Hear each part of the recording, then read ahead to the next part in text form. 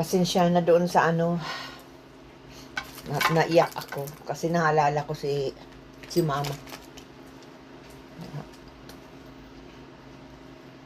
Kaya naging sobrang emotional ako dahil nung pagkamatay ni mama, dahil kasama-sama namin ni papa si mama, maglakad-lakad, panunood ng TV sa taas.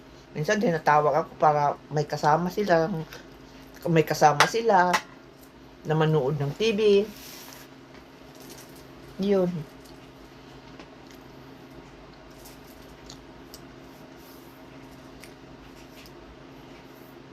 Kaya nga,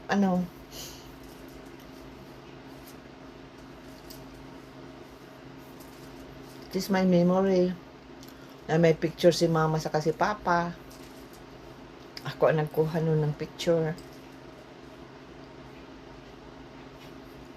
Ang picture namin ni mama. Yung nalabas kami. Yun, minsan tinitingnan ko yun. Parang kailan lang.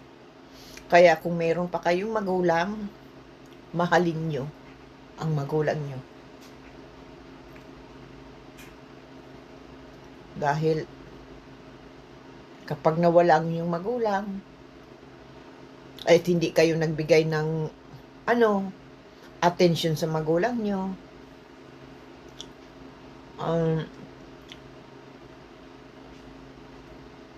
ma-regret kayo na hindi kayo nagbigay ng attention sa magulang nyo nung nabubuhay pa.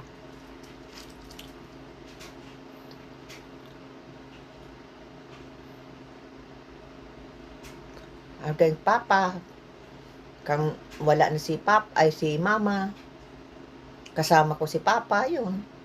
Nalabas kami ni papa, nalabas kami. Minsan yung na-hospital si papa dahil sa gallstone. Sabi ko noon, na, nakaharap sa bintana, naghuhugas ako. Ay sabi ko, ayoko mag-celebrate ng Christmas, ayoko mag-celebrate ng New Year. December 24, inatake si papa ng gallstone niya. Nakasuot pa ako ng pajama. Dinala may sa ospital, may ambulance. Yun.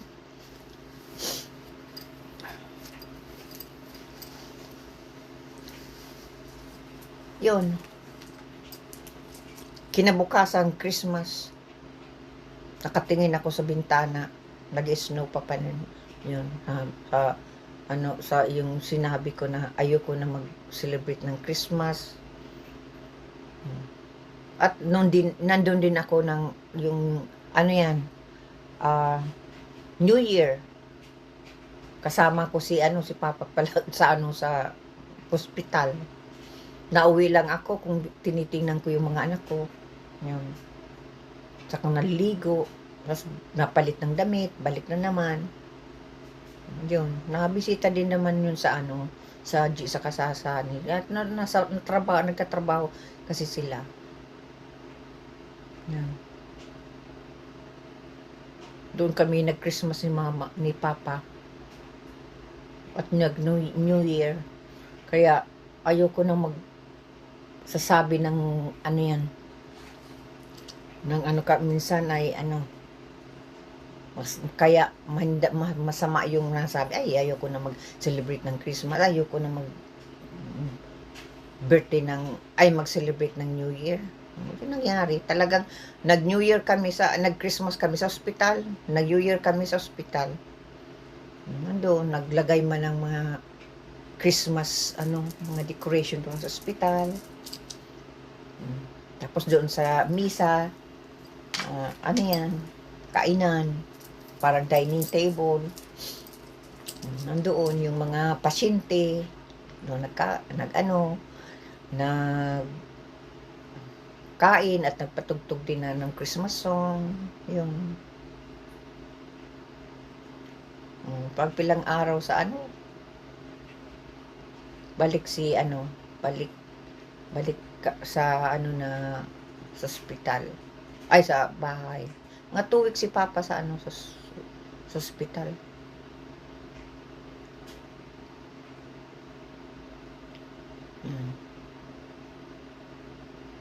Grabe.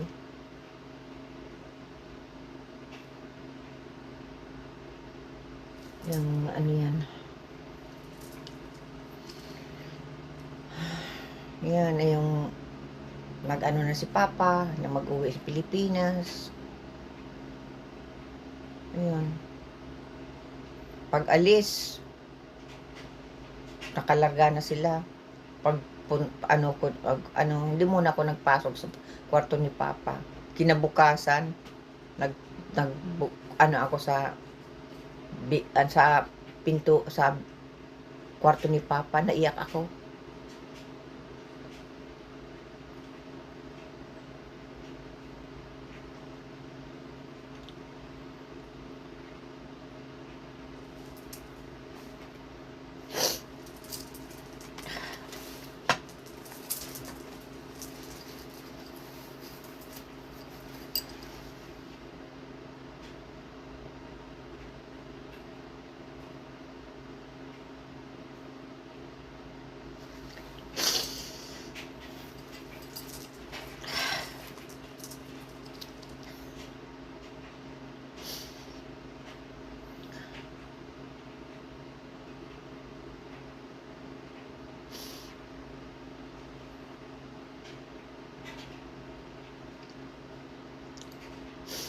Tinatawagan ko si Papa.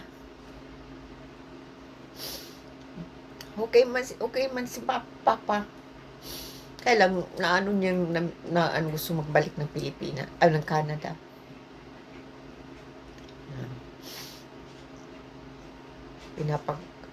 Kakausap ko si Papa.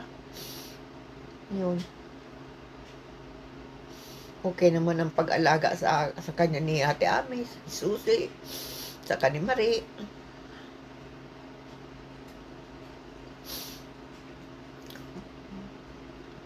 Kasi sana Papa ko na umuwi at magbisita. Kaya lang, hindi naman ako makauwi. Kaya hindi ako kasi nga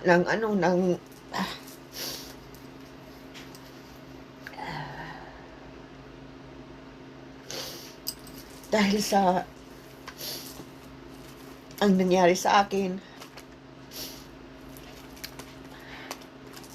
40 years, 40 years. Grabe ang yung stress na tinatago ko lang. Depression, tinatago ko lang. Kasi noon hindi ko alam ang depression. Nakatago lang yan. Pag ko sa ibang tao, yung nakala, okay lang ako. Pag ako nag-iisa, yun. Naalala ko yung mga nangyari sa akin. Yung mga pagmaltrato sa akin. Mga abuse sa akin.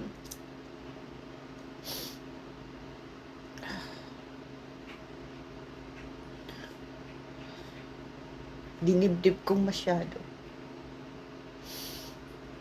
Yun. Nag-counseling ako. Pero kahit ako nag-counseling, minsan paniginipan ko rin. Kasi natulog ako doon. Nagkaroon ako ng nightmare. Ginising ako ni Flory. Matagal na bago ako naginising.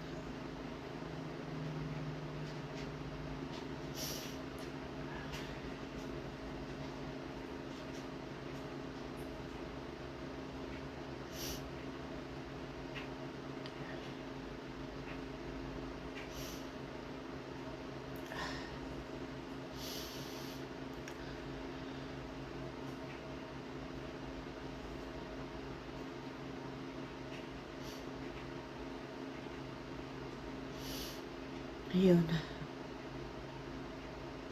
Nagkasakit ako. Ang stress pala, yung depression, saka palagi kang naisip mo, yung parang naano mo ang mga ano, iyon, na ano pala yun.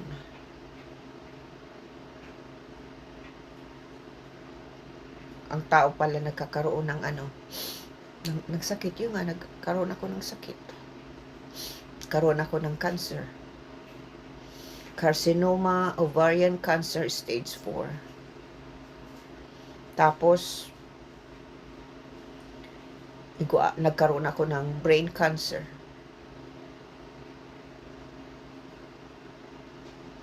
Kasi ang stage 4 pala, nakalabas na sa boundary. Kung stage 1, stage 2, nandoon pa sa teritoryo, ganyan. Kaya nagagamot pa. Pero pag stage 3 saka stage 4, nakalabas na. Kaya pwede nang pumunta dito, pumunta dyan, kung saan saan yan. Yan ang nangyari sa akin. Kaya yung nagkaroon ako ng brain cancer. At 6 inches nandito nandito ito sa area ito dito pa ang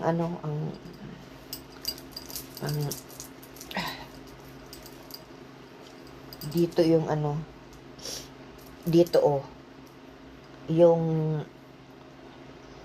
dyan pag ganyan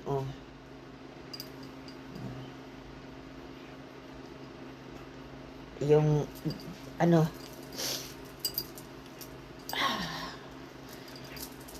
yan, yung inopera sa akin. Sa Vancouver ako din, doon ako inoperahan. Ilang araw ako sa ospital doon na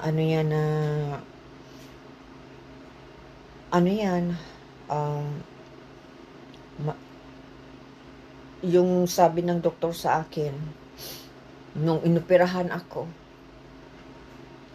nag-bleeding yung ulo ko.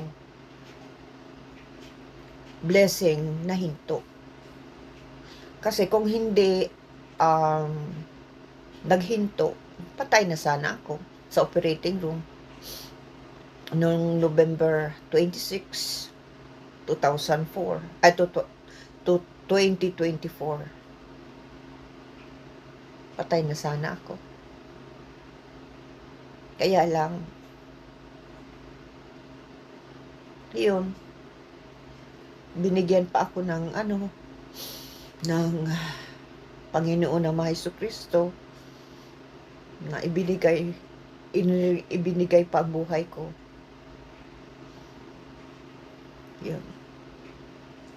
Yun na yung panahon na yun, yung sobrang na-stress ako. Noon, nakalimot talaga ako sa Panginoon na Jesucristo. Kasi noon nasa Pilipinas ako, palagi ako nagsisimba. Pero nang dumating ako dito sa Canada at nagkaroon ako ng sobrang depression, stress, yung mga pag-abuse sa akin.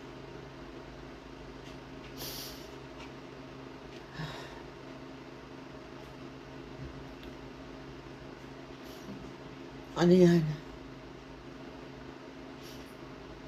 Nakalibot ako.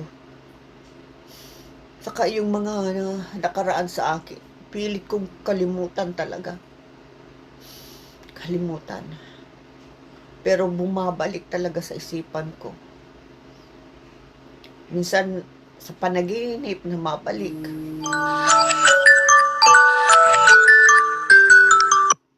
Nabalik sa panaginip ko. Yun.